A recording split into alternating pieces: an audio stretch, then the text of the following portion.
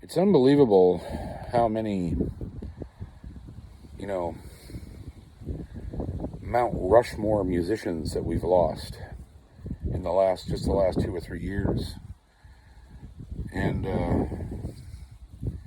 another one left us yesterday. And when you look at these things, as we do, we glance at them and go, well, that's too bad. And if you have some emotional connection to the music of the person or knew them or whatever, your reaction is still one of kind of maybe shock and grief, or depending on the decedent's age at the time he dies or she dies, you go, well, he had a great life, he lived a long time, and blah, blah, blah, right? But lately, I've been looking at this a lot differently.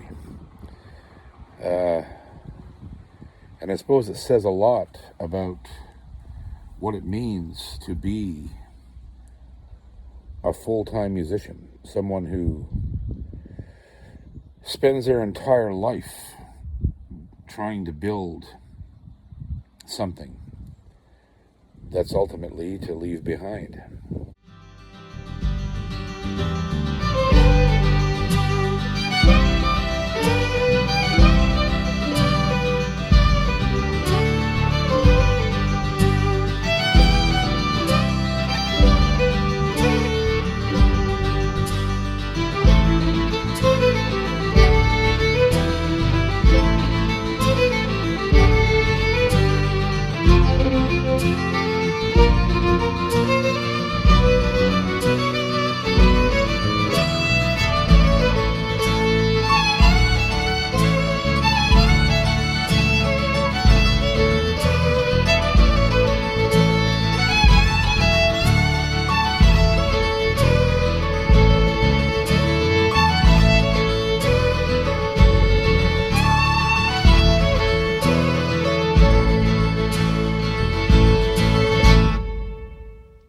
Yesterday, about 1:30 in the afternoon, we lost one of the most important banjo players to ever hold the instrument, and that, of course, is Sonny Osborne, one half of the Osborne brothers, Bobby and Sonny. Bobby's still living, thank God, and Sonny, was a major influence on my music and my life and my approach to banjo playing. And I'd only put Earl Scruggs in front of Sonny Osborne.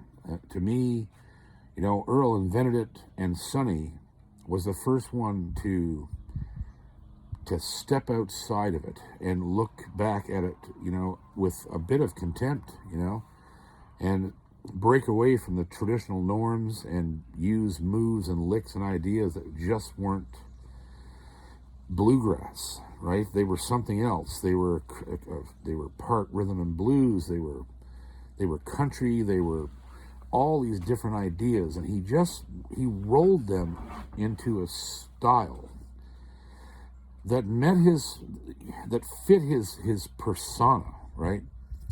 Sonny was a great big man and didn't look all that happy all the time, but he had an infectious laugh and a great smile.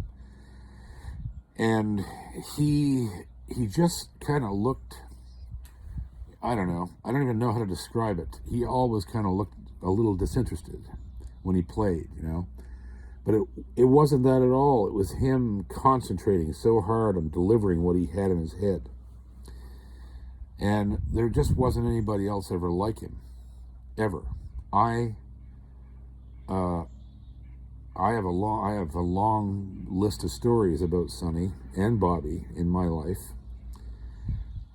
I was just incredibly gifted with having the Osborne brothers be the first live band I ever saw on stage, close up at a festival where I was working. I was only 17 years old, and at the very first, I believe it was Wiggins, Mississippi, the very first Sullivan Family Festival I ever went to, where I eventually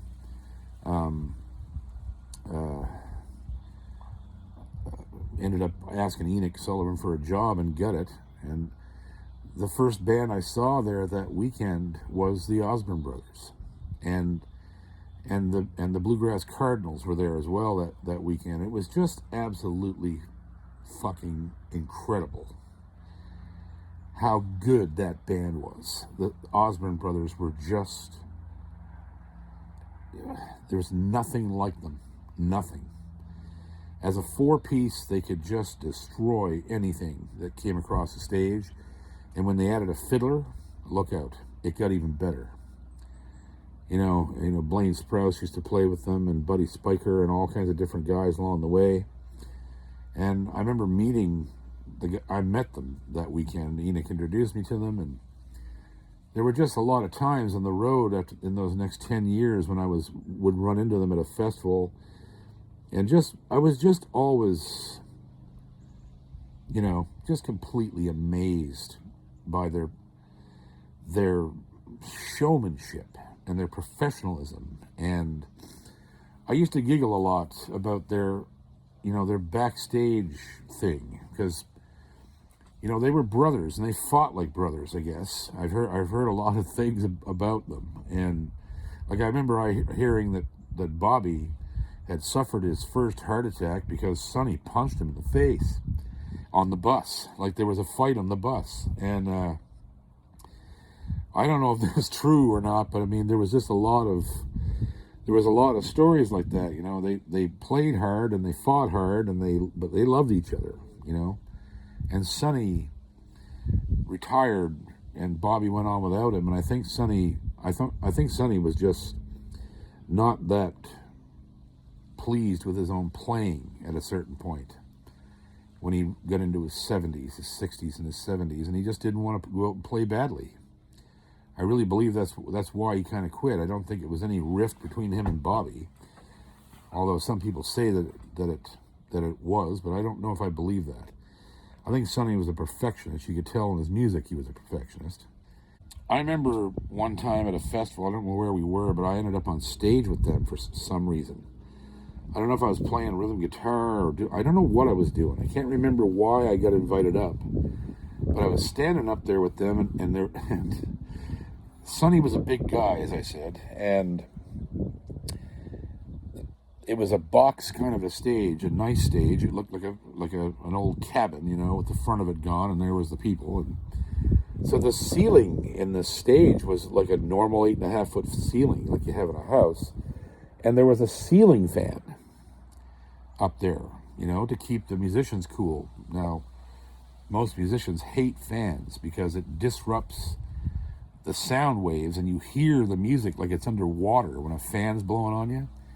You can hear the blades in the music, and it's just really disconcerting. So anyhow, it was in those years that Sonny was using a 5-string banjo, but also a 5-string dobro, or a dojo, as they call it. It was a dobro body with a 5-string banjo neck on it, and it sounded amazing. And he used it on ballads and stuff like that. And so he was changing his instruments out, and he had that Vega banjo on his shoulder, which must have been worth $1 million. I don't know what it was worth, but it was just a great banjo, and one that was on a lot of the records. And he goes to take off that Vega banjo. When he pulls it up over his head, the headstock of the banjo went into the fan. Bow! And I almost shit. I thought, oh my God, he's just knocked the head off his banjo. Well, boy, at a bluegrass festival, mind you, and this would have been in the late 80s, look, it was pretty politically correct down there then, right, in the South. He let go of Blue Streak and called whoever installed that ceiling fan every name in the book.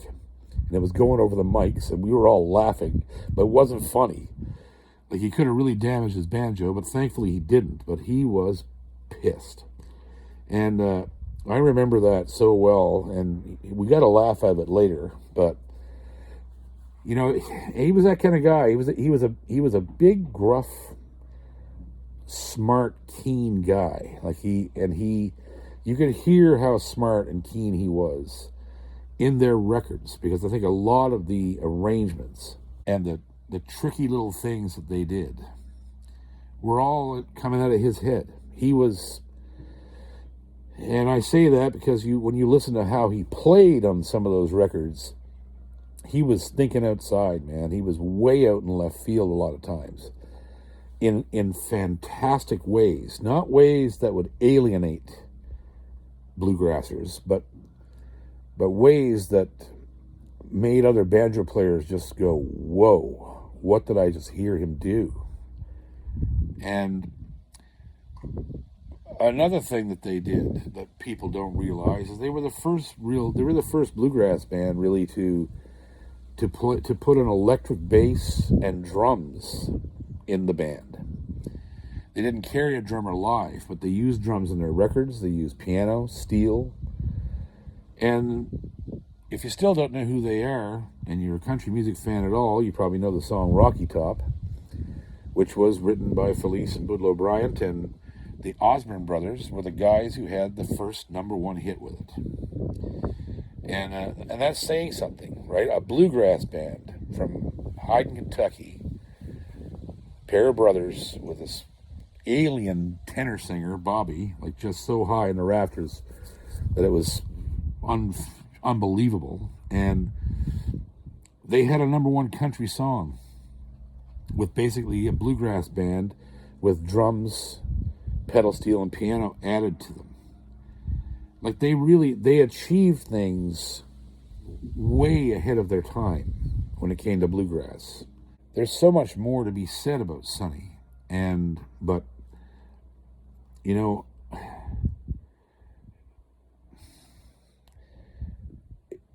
he's just one more guy now that's passed on, you know, and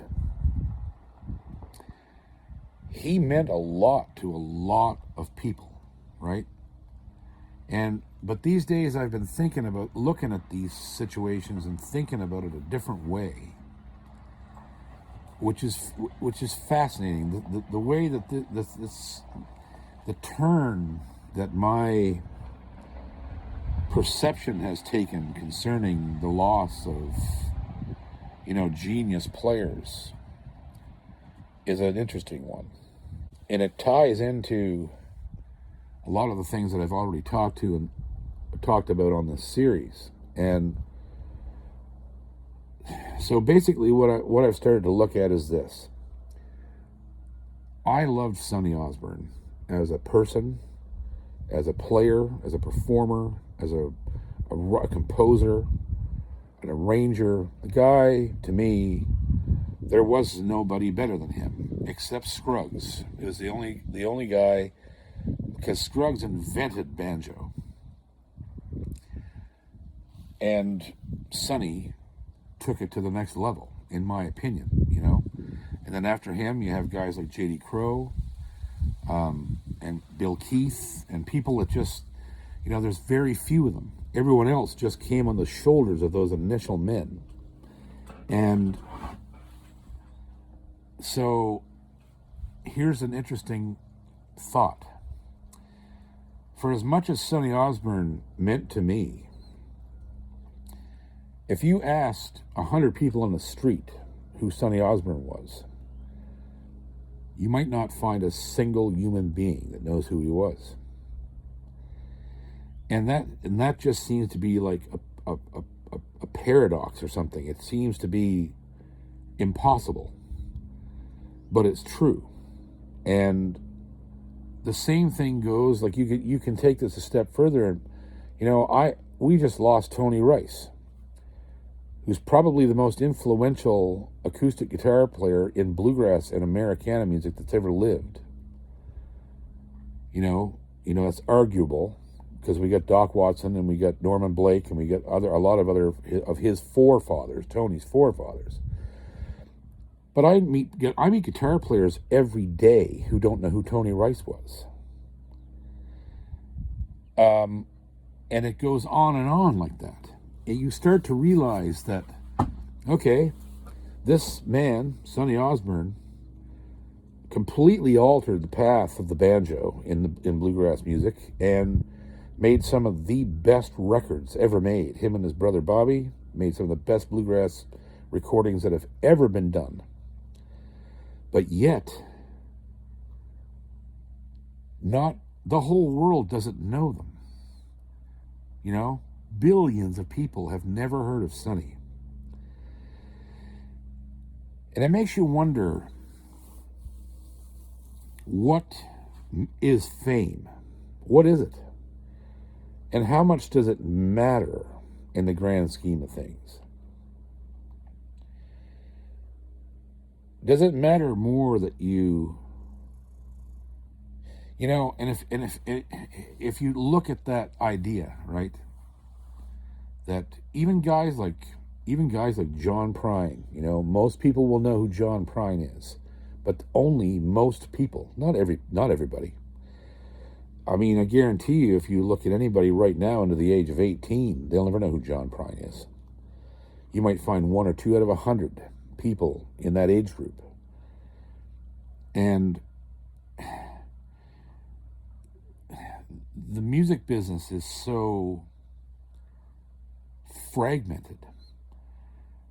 The things that everybody seems to know across all genres, like the pop music things that we all are familiar with, that are kind of shoved out there by the mainstream radio and record labels and things, you know, we all seem to know that because it's part of a system that kind of dictates what we listen to and what we like and what we, you know what I mean? But then there's everything else besides that. And all of those artists are also sitting in these fragmented groups of fans and people who know their work.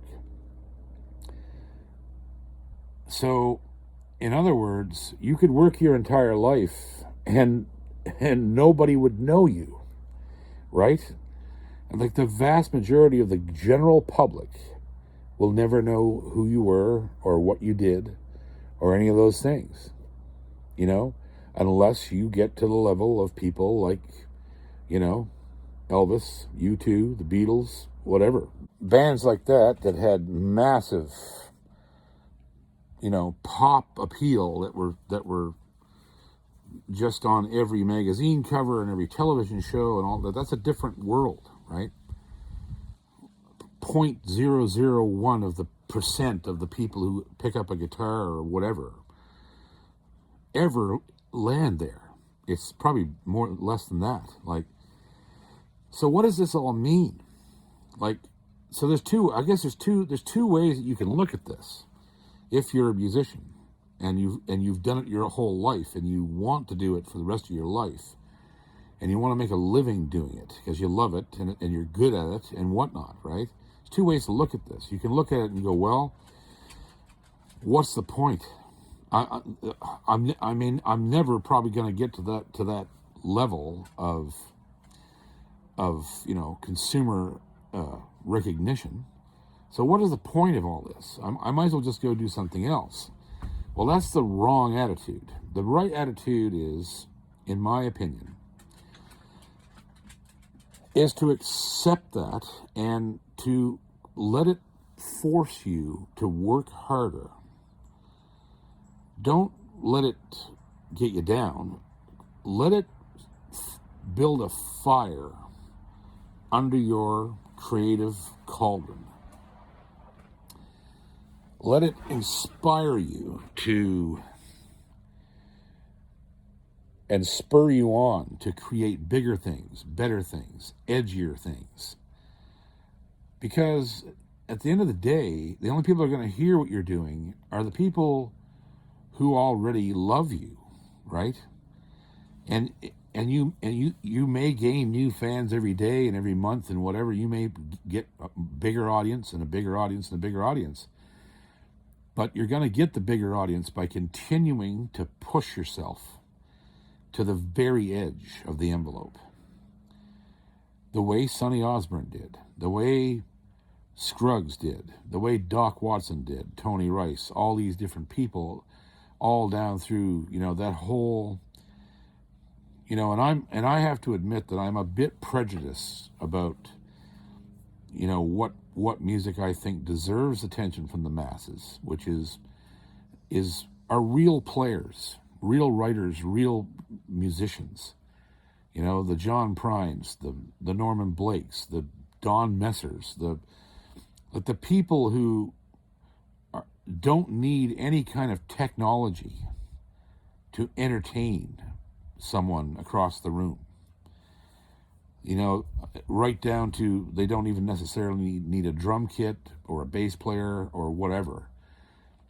And sometimes, that's not the case. Sometimes it's a band we're talking about, a 4 or 5 piece band. But they don't need any tricks. They don't need any of that stuff. They're that good that they don't need to hide behind any kind of technology whatsoever to do their job. And so, and the common thread among all these artists is exactly what I'm saying to you. They pushed and pushed and pushed, and they gained a massive concentrated following. But it still is not the general public. But it doesn't matter, because that small following, which may be millions of people, is still small in the grand scheme of things. That small following of millions or a couple million or even 10 million people that know how brilliant someone like Sonny Osborne was, or Tony Rice, or Doc, or Django Reinhardt, or any of these great musicians that kind of altered everything, and their lessons about music bled over into every kind of other music, every kind of pop music, rock music, you name it. They've influenced everybody, right? Those guys all just put their heads down and went to work and didn't worry about whether or not 100 people surveyed in Boise, Idaho would know their name. It wasn't why they were doing it. They were doing it to beat themselves. And that's the way you leave a legacy. And Sonny's left a legacy that's just humongous, even though it is still not well known by the general public. It doesn't matter. He left behind something the same way that Prine left behind a catalog of work that'll never die.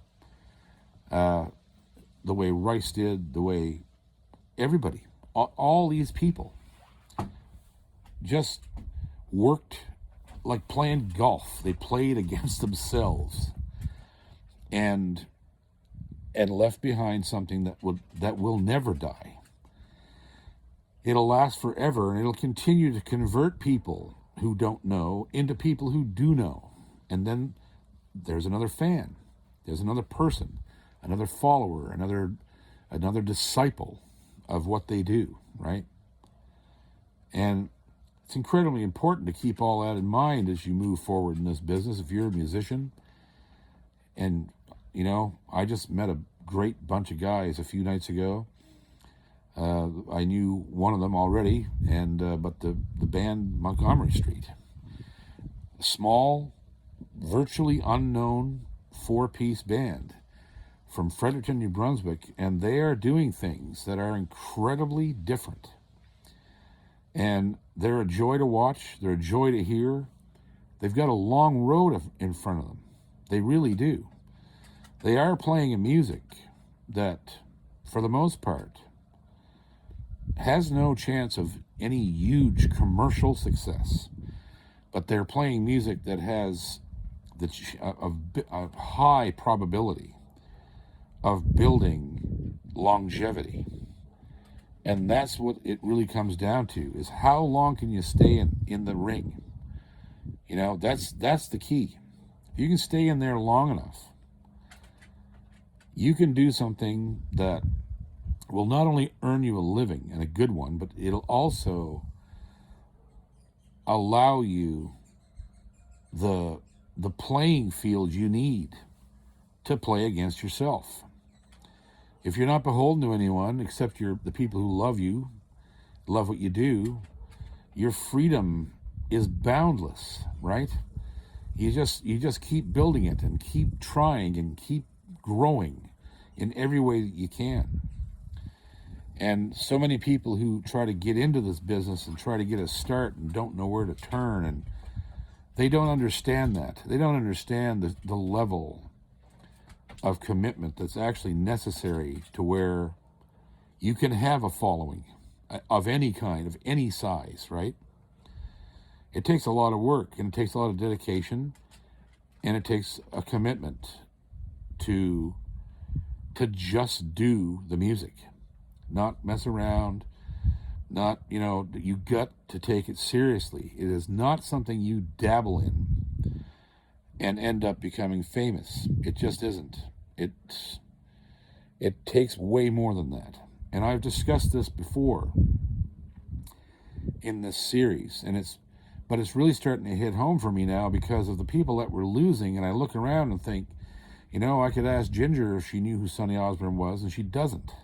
And she's well versed in music. And I can ask, some of the guitar players that I know well, that play are great players. And I say, have you ever heard Tony Rice do X? And they go, no. And I'm not really that familiar with Tony Rice, or I don't know Tony Rice at all. Or I never heard Doc Watson do this, or I never heard, I've seen people playing the music of musicians that I love, and I ask them, what record did you learn that off of? Did you have such and such an album? And I'm talking about the artist or the composer that made the tune that they're playing, and they've looked at me and said, I've never heard them. What? Like, that happens. I've actually had it happen to me. I met a person one time who was playing all kinds of Winston Fitzgerald music, and as most Cape Breton fiddlers do, right? And I asked the person after I heard them play. They played a bunch of Winston tunes, and I said, "That's off the such and such album," because there's only a few of them, only a few albums. I know every one of them. And the person told me, I've never heard Winston Fitzgerald play. And I couldn't believe it. I couldn't believe it. I could not believe it. But see, that's how easy it is to not be on the radar of people. Another reason why you should never take yourself very seriously, because you're just never as well known as you believe you are. And at the same time, as I've said before, you're always more well known than you think you are. You have fans where you don't realize. And if you start to believe that you have some great following and you're doing all this whatever, chances are you're wrong. And you need to not do that. You need to never take yourself seriously in this business. You just need to have fun and keep building what you do, and don't be afraid of nothing. And, that's the best advice I could ever give anybody. And I've been asked a million times, how do I do this? What do I do? Well, that's what you do. You must be ready at all times to sacrifice, to give up something, so that you can spend the time and resources and money and whatnot on building what you intend to present to your audience. Because that's the key. You must have an audience, and you got to build one from scratch, and you got to do it by kicking ass. That's how you do it. There's no secret way or social media way or any of those things. If you're putting out crap product, you're going to draw nothing into your circle. You've got to work at your craft and put out the highest output you possibly can at that time in your life and your career. And the next time you do something, it has to be better. And that's how you play against yourself. You don't compete against other musicians. There's no competition between us. Every artist is its own entity. There's no other J.P. Cormier. There's no other anybody, Rita, the Rankins. There's no other Bill Monroe. There's nobody. We're not in competition. We can't compete with each other because we're in no way similar. Everyone is their own artist and their own vision of themselves and what they are trying to put forward to their audience. So I would close all of this by saying one last thing. A component of, and probably the most important component of all of this, is to remember that, and this really is the most important thing, the reason people love you and your music and what you do is because they have been touched by you emotionally. You've made an emotional connection with a stranger who hears what you do, and they have a gut reaction to it, a positive gut reaction. Even if it's bringing out bad memories or it causes them to shed a tear or whatever, it's an emotional connection. And when that connection is made, it is always beneficial to the listener.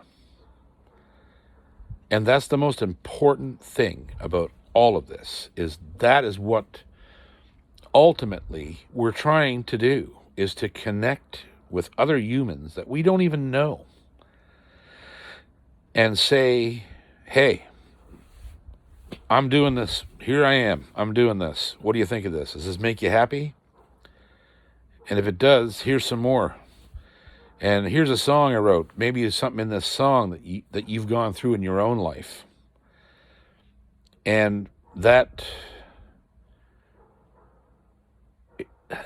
perceived common ground that starts to form between a stranger listening to you play and yourself, it opens doorways that only bring positive things. Music is a healer, a big one. It changes everything. It's like there's been all kinds of scientific studies about what music actually does to the brain in a human being. And, your brain lights up like a Christmas tree when you hear music that you like and that you relate to, or that elicits memories, good or bad, right? Who hasn't been, heartbroken and listened to sad songs? They make you feel better for some reason. I don't know why. They just do. And that's a kind of alchemy, wizardry that you just can't buy. It just doesn't. It's priceless.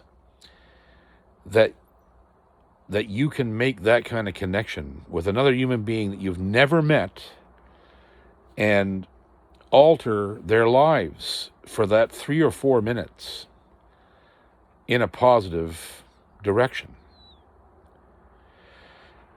And that should be the number one concern. Yes, you play for yourself. Yes, you play to beat the last thing you did. Yes, you struggle to become, as technically frightening as you possibly can, right? In whatever arena that you're trying to excel in, no matter the instrument or the type of music, or whether you're a singer or a writer or whatever. But at the end of the day, the thing that we're talking about has nothing to do with money, has nothing to do with fame, has nothing to do with commercialism. It has nothing to do with anything except one human being speaking to another human being through the medium of music, which we cannot escape. We cannot escape music. It's everywhere. Some of it is designed to elicit certain responses in humans. Some of it is an outpouring from its creator that touches the hearts of people. Some of it is lyric, some of it is music, some of it is mood and delivery. So many components go into a 3-minute song or instrumental, right? That truly is part of the glue that's holding us together, especially now. There's people that would have lost their minds already if it wasn't for music in the last 2 years. I know that as for a fact. Matter of fact, I'm one of them. I would have never survived this latest mess that the world is in if it wasn't for music. I'd have lost my shit and died. And so that is the number one consideration. No matter how you're trying to go about creating the legacy, your own longevity as an artist, your own effect on the world as much as you can affect it, and the world around you, which you can affect a lot more. That's the main consideration.